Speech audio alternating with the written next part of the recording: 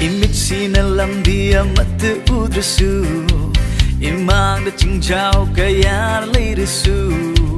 Ithak iray ipom na kan kharlak lesu Langtak na roy ay gipuk ning sinadi Dharma chenwa ay di ubagi mapal na hingde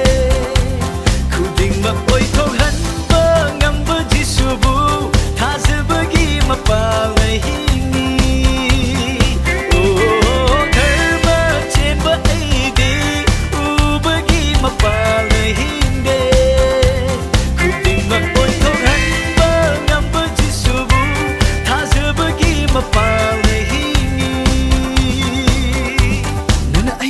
Sinbiring ay da ay nagkarigalang tag na rore